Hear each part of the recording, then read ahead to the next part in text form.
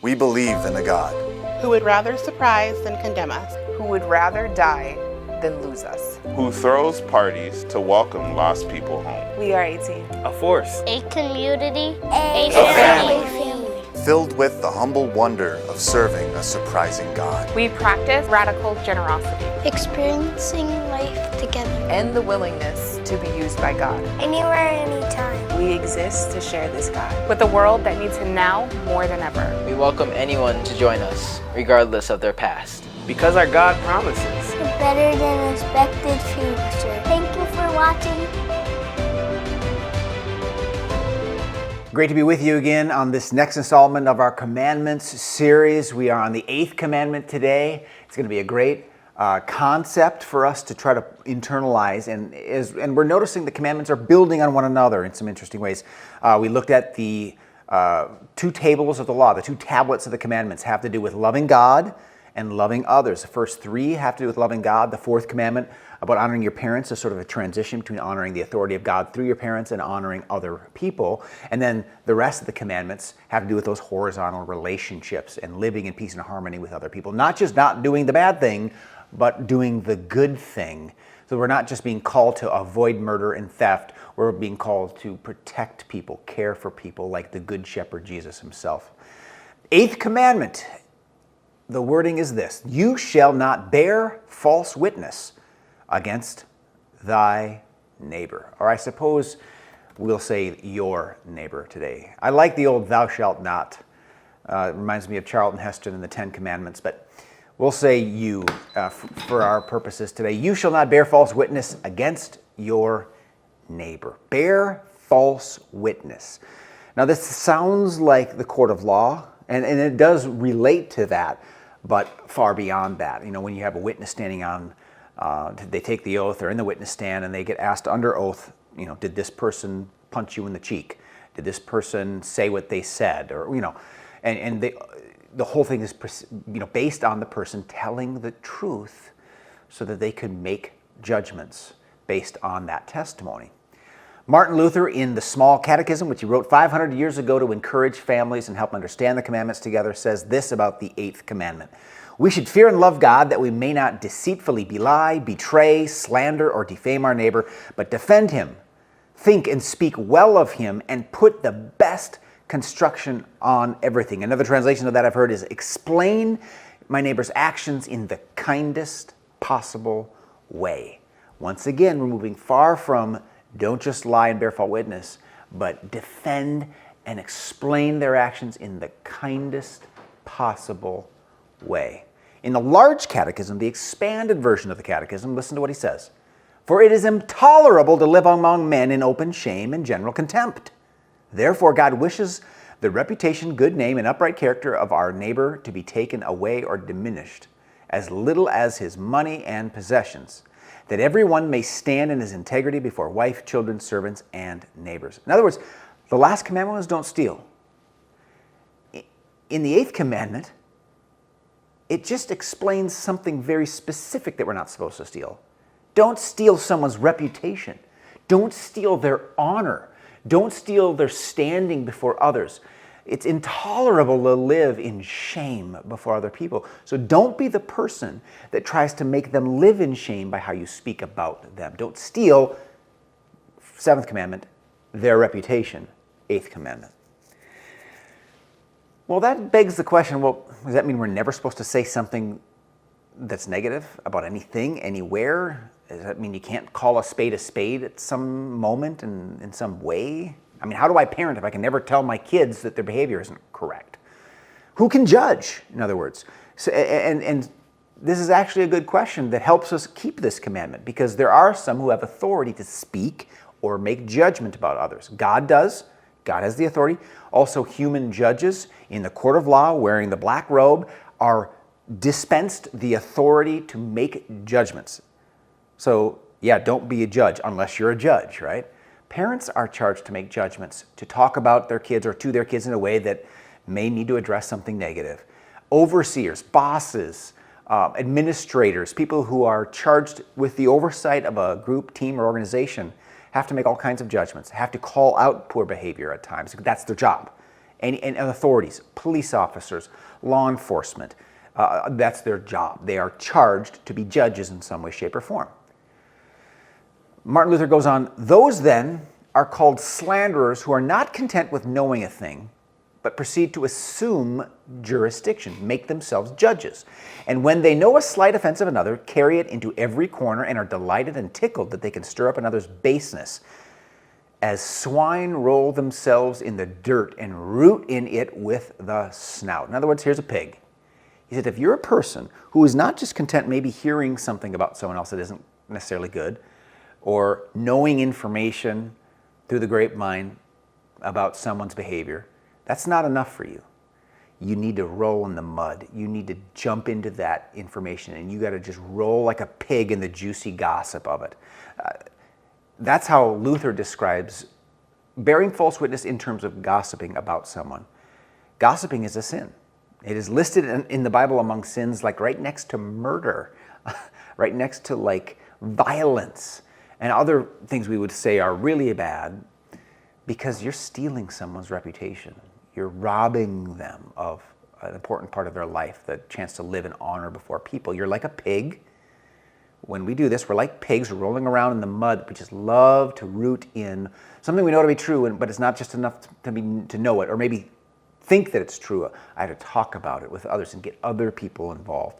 And I just like the pig analogy because Jesus actually picks up on that pig analogy down the road. We'll look at that. But in Matthew 6, Jesus says this, do not judge, or you too will be judged.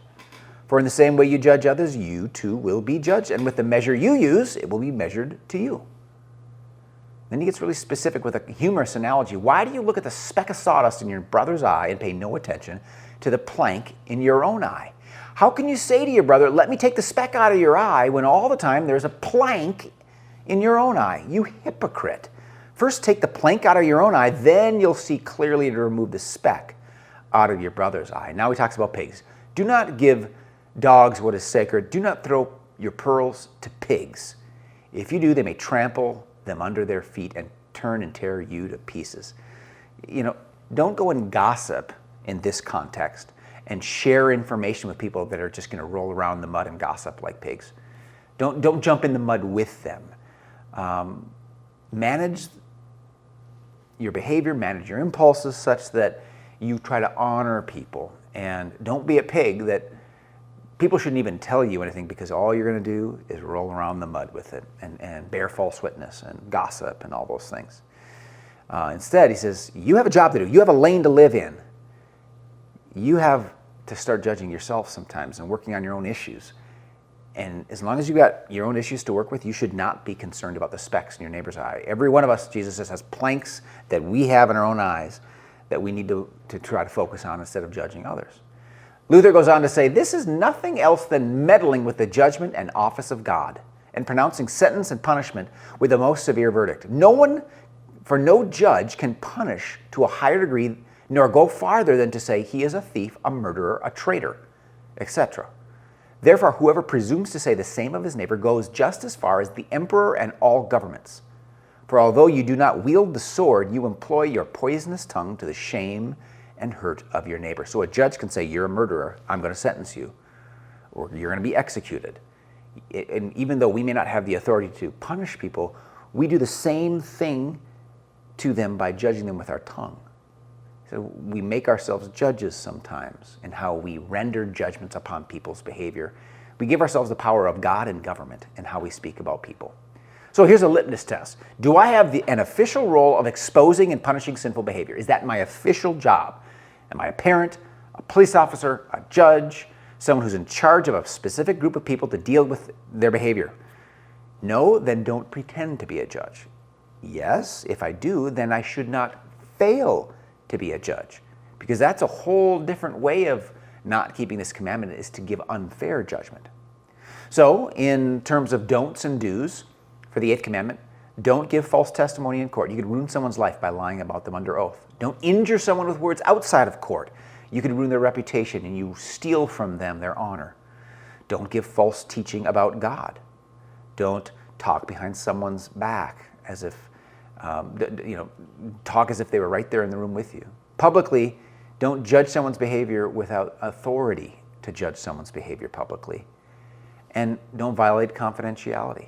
If you are asked to not tell a private thing, or if you have a position, a job that has confidentiality as part of the requirement, don't violate that. But then there's a do. If you should talk directly to solve a problem with a person, and you talk to somebody else, you should actually talk directly to the person to solve the problem, not gossip with someone else. And we'll talk about that in a minute. If you're a judge and your job is to say, that's murder, you'll be punished, but you don't because someone paid you off, or you happen to know that person's family, you want to let them off easy, that is corruption, right? And you're not judging when you're supposed to be judging. If you're a parent and you're not addressing the misbehavior of your children, you're supposed to make judgments in those cases. You're supposed to speak about the behavior and deal with it. Or, so there are things we're supposed to do to keep this commandment if it is our job to be a judge or overseer in some ways as well. Jesus in Matthew 18 actually talks about handling conflict and behavior issues that come up, and he talked about it in a way that sort of minimizes some of these issues. Listen to how he describes, like in a church setting, if someone in your church that shares your faith in God and is willing to operate under the banner and accountability of this organization sins against you, what do you do? And I think some of this will apply to your workplace and other places as well, than not just a church. If your brother or sister sins, go and point out their fault, just between the two of you. And this is, by the way, assuming that you have a role in their life in which there's some accountability. Like if you don't know somebody at surprise, you shouldn't go up to them and presume to say, I saw you at the bar and I want to talk to you about your behavior, right? Or we're not a community of tattletales. But if you have a relationship with someone within your small group, within your community group in particular, and you have voluntarily given one another the right to speak into your life journeys and stories, to pray for you, to share any wisdom or input that they might have for living a better life, that's the context here. It's not judging people you don't know. So in that context, if you're someone that sins, or they sin against you in particular, just go and talk to them, the two of you. This is so healthy in any setting. If you're at work and someone offends you, you can go talk to 10 people about that person, or you can go talk to that person. It's always better to talk to that person. If they listen to you, you've won them over, he says. Verse 16, but if they will not listen, take one or two others along, so that every matter may be established by the testimony of 2 or 3 witnesses. If they still refuse to listen, tell it to the church. If they refuse to listen even to the church, treat them as you would a pagan or a tax collector.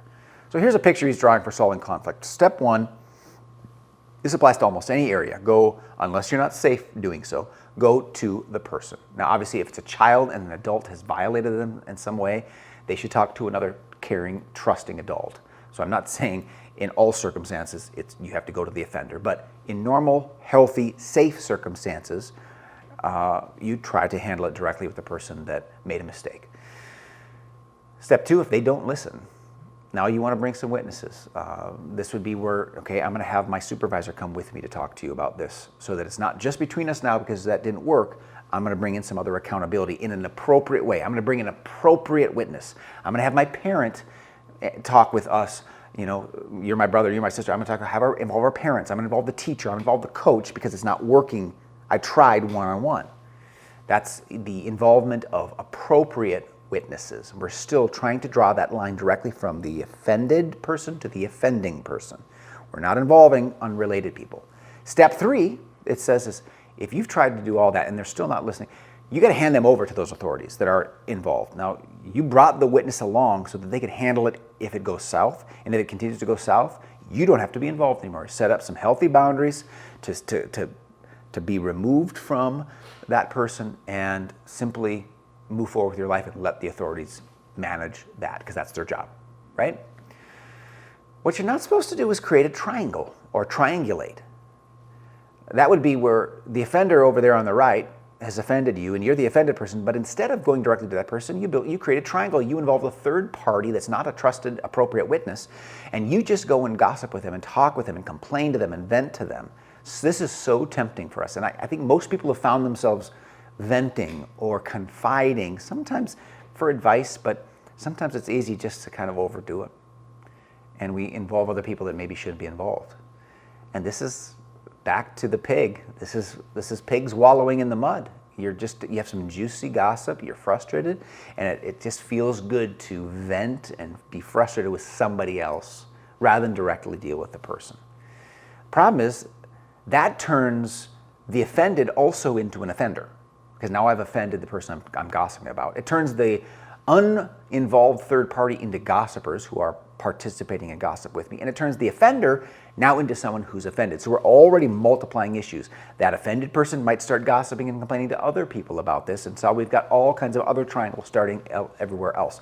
The gossipers might themselves gossip somewhere else, and so you've got all this huge web of conflict and confusion that would have been solved if we had gone right to the person. It's like pigs wallowing around in the mud.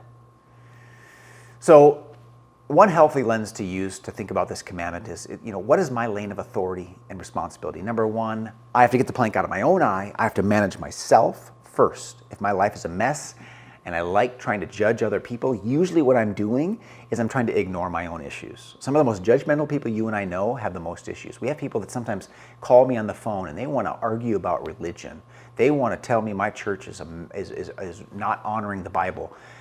And I'm listening to them talk about themselves and their life, and they're swearing and they're cursing and they're angry and they're not committed or connected to any church. And it's like, there's clearly a lot of issues in your life. Why are you calling me to try to fight about something you're not involved in? It's not your lane.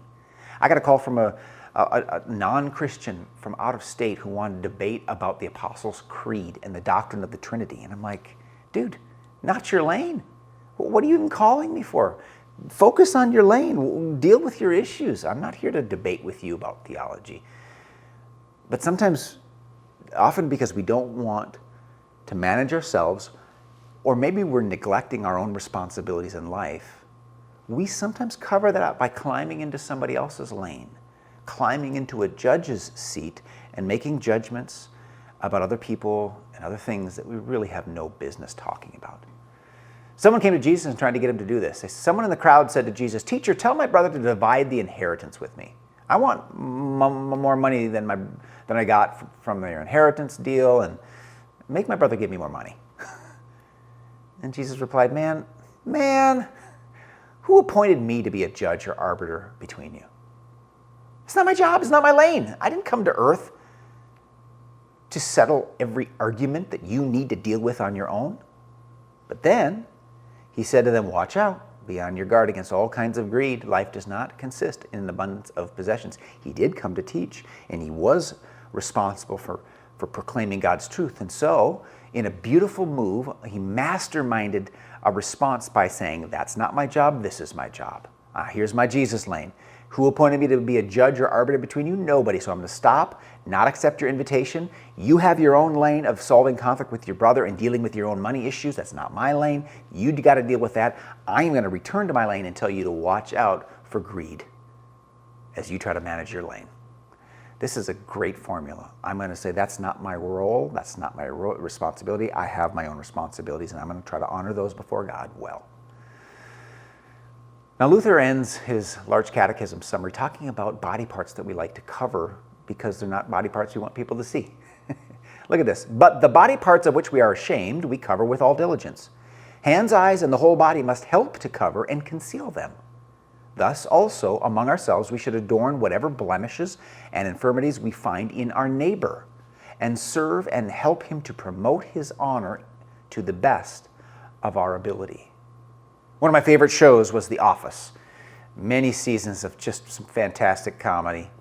And there's a scene when the CEO, Robert California, comes to visit the office, and Andy Bernard is the current manager of Dunder Mifflin Scranton's office. And the CEO simply makes a list of winners and losers, people that are the winners and the losers in the office. He just decided that he was going to list half the office as losers. And this new young manager, who's quite intimidated and a bit of a people pleaser, just couldn't let it sit.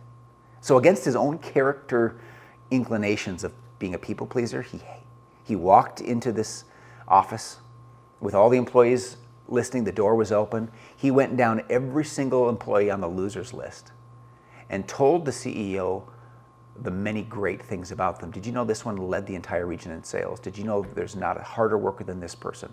And he went through and tried to rescue their character, tried to restore their honor from a false witness testimony in which they were labeled as losers. And I think that's a picture of what we are called to do for our neighbors.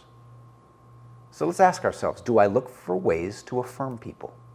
That does not mean, by the way, that I become a judge, but just judge people's behavior in a positive way. If someone is doing something wrong, I may not be the one called to try to correct them, but I'm also not called to judge what they're doing is right if it's wrong. Not judging doesn't mean calling bad things good. There are people that live all kinds of crazy alternative lifestyles, married people that do things that only single people should even dream of doing, and probably not even then. And yet, some people say, well, to each his own, let them do what they want. That's okay if it works for them. No, it's not. It's not okay. I'm not the judge. I'm not going to knock on the door and say, behave. And maybe there's things about that, and there's still good people that I can affirm. But I'm not going to try to affirm things that are evil. I'm just going to try to affirm people.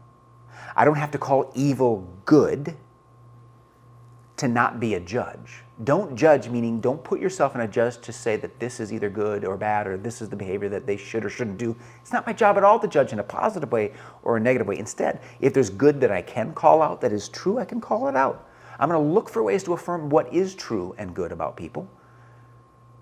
Or do I look to set myself up as the judge and simply say it's my job to say that people are behaving properly or not?